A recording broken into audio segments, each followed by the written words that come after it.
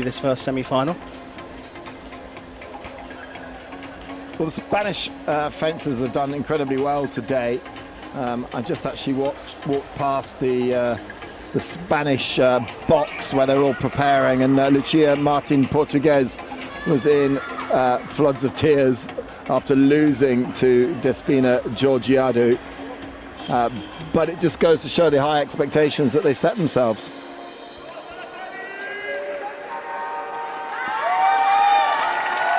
So Imura Misaki on the right of your screens and Navarro on the left. It is Spain versus Japan. And this is Sabre. It's fast, it's furious. Don't take your eyes off it because the points are scored rapidly. Don't worry about the clock. They take a break when the first fencers reach 8.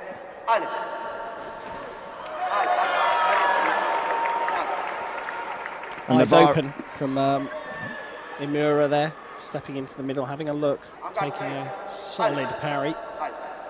Slightly early start. She gets away with that one, the Japanese athlete.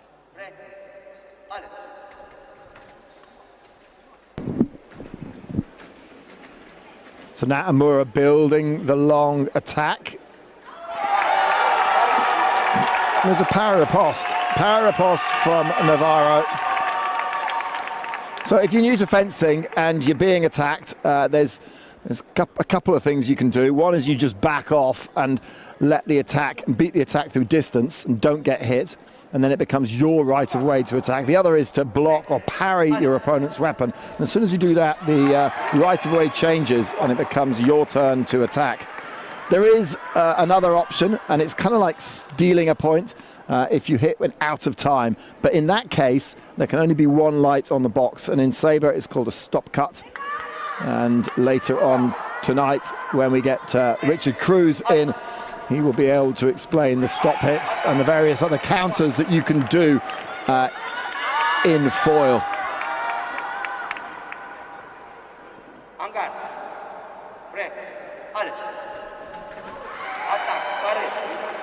Very much eyes open from Imura off the line. She's maintained that first step from the athlete on the right. Looking to see what happens, and if nothing comes from Navarro, that's the long attack miss. The right of way is with the Spaniard now. So Imura opens the distance and puts out the line, but we've talked about this all throughout Sabre. As soon as you get onto a long attack, 75 to 80% of the time you're going to land it. It's kind of like going one-on-one with a goalie in football, and you're through on goal. You should score, but you want to try, as a goalkeeper, you want to try and keep going and put the pressure on your opponent. It's the same in fencing. You want to back off until you're right on the back line until they get the jips. Well, speaking of that, what's happened here is that the referee has been asked to go and have a look at the video here. We see the replay. Now, that first action, is it one solid action all the way through? And that's what the Japanese coach was saying to Imura. He felt it was 2. Well, it's very different, the timing in Sabre to foil. The front foot lands, and then that's deemed to be the attack over. I'm not sure they're 100% on this one. Vaso Malenchev, the video referee, talking to Evgeny Darkokin, now the Spanish coach. Looking on, he's looking up at the big screen in the venue to see the replay himself. I got a sneaking suspicion this is 2 actions from Navarro, and Imura is going to get the call.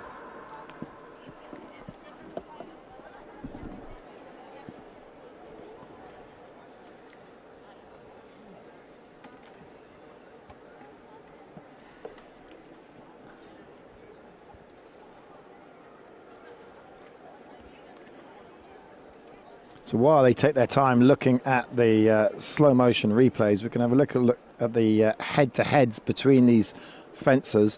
They've met a few times, 5 times, but it has been Imura the last 2 times, winning in the Grand Prix in Padua, 15-11 this year in May. And before that, the last time was the World Cup in Salt Lake City back in 2019, and it was 15-6 there. Graham, great to hear the records, but can I tell you what's going on the piste here? Video replay system is not working. Oh no. And that then makes it impossible for the referees to make a call. They're actually they have, fortunately, got a backup. So they've gone to the backup system now on the other end of the piece. That's why you see the referees walking across to the second laptop. And does this mean that Toby has to actually do some work? Tobias Müller from Swiss Timing, yes. Let's be fair to him. He's not been very well today. Yes, he hasn't been great, has he? But it's good to see that they do have a backup system. And yeah, we're great friends with Tobias. Toby to his mates. And he's sorting it out for the referees. So much technology in fencing now. I heard a very interesting stat from both Rio and Tokyo. The venue with the most lights and the most screens in the Olympic Games in both Rio and Tokyo was the fencing venue.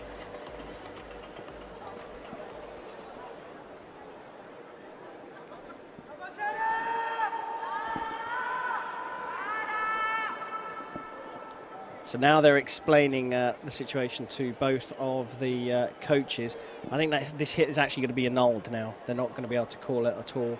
They can't see the video replay system. These are the referees. Milenchev from Bulgaria on the right. Darkokin from Uzbekistan on the left as we were looking at it. They were in conflab. Well, we built this up to being Sabre, fast, very furious, but it's also fencing. Now they're going to do a test on the piece. So this is just to make sure that the video system is working. And they are just double checking with the German engineer, Tobias Müller.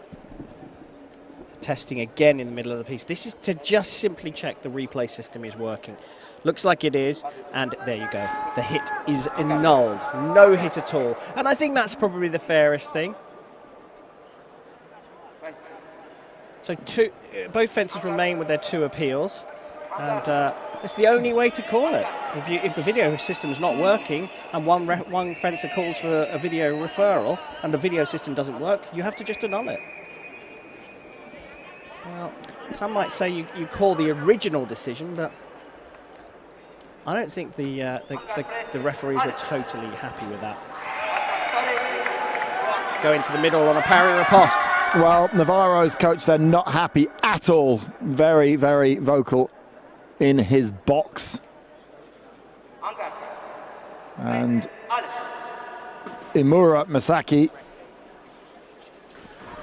not let her put her off at all. And Misaki's just had the lead, like it's not just the lead on the scoreboard. She's bossing this fight. Yeah, she's controlling the dance. Obviously, as soon as you say that, Navarro picks up the right away. But she's controlling off the line. It's the first step. If you watch both of them at the first step, that's where she's taking control of the match.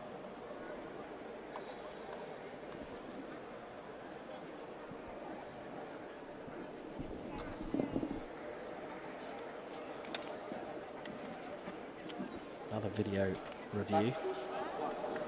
And given for Imura, so a good call, and Imura goes into the break. Yeah, so we're going to the break, 8-3. No clock in Sabre. Now have a 1 minute break now, and Navarro really needs to reset mentally and come up with a different plan.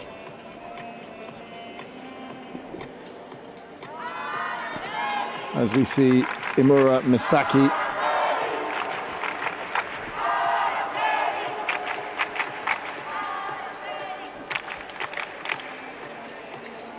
big Spanish contingent in the crowd here in Cairo. Calling out Araceli Navarro. Sorry, Navarro. Navarro is an epes from Italy. Yeah. Very good epes from Italy. It was a birthday, you know, on the Women's Epee Day.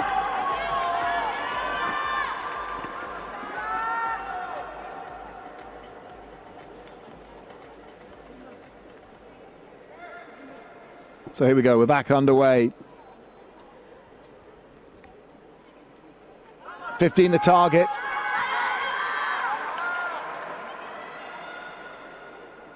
What can Navarro do to close the gap? So luring out the attack is what her option is, but Imura is so strong on the long attack. I'm not sure that's the best idea in the world, to be honest with you. Well, talking about the tactics of Sabre, there's kind of three things you can do. We call them the 3 Ps. The first thing is you can make your mind up what you're going to do, and you can try and second guess your opponent. You can do a prediction. Yeah. The second thing you can do is you can try and persuade your opponent to do something that they don't want to do. That's what Navarro was trying to do there.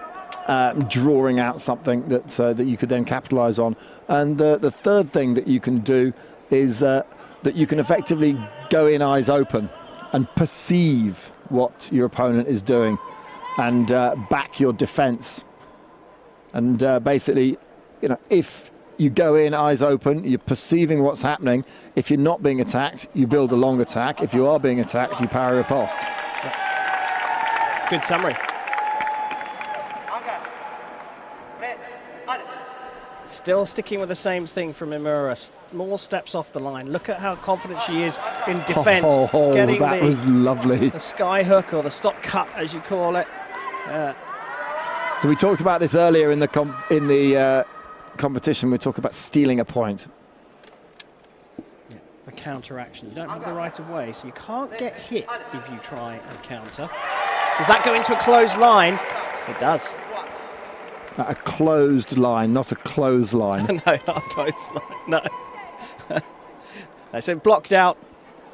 Watch this. The attack comes in to the guard, and Imura set it up beautifully, but Navarro's called for a video review, and well, 15 seconds of fame again for the 2 referees. Well deserved. And sticks with the decision. It's been one-way traffic all the way through this first of the semi-finals. Change of lines there from Navarro. Imura got a bit of a surprise there. She went for the parry. Yeah, big sweeping parry, the fresh air. Picks up the blade this time. Solid. This is, yeah, as you said it, one-way traffic. Sometimes it's a bit painful, isn't it, to watch a match go so one way.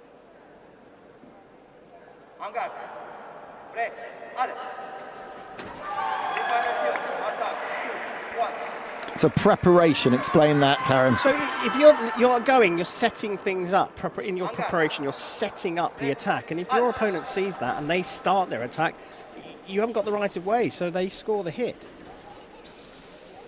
Still looking at that defense. This time, counter block.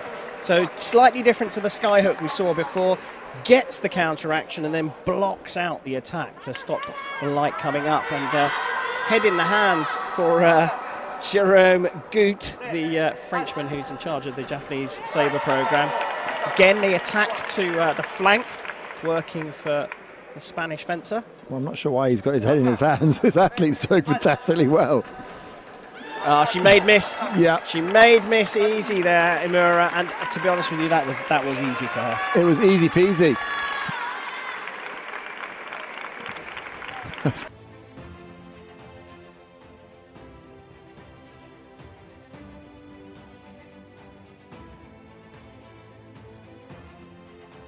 Ladies and gentlemen, the protocol of medal ceremony of the World Championships Cairo 2022. So time for the medal ceremonies. For women's sabre. It's time for the women's sabre medalists to be crowned. President of the International Federation. President of the Egyptian Fencing Federation and Vice President of FIE.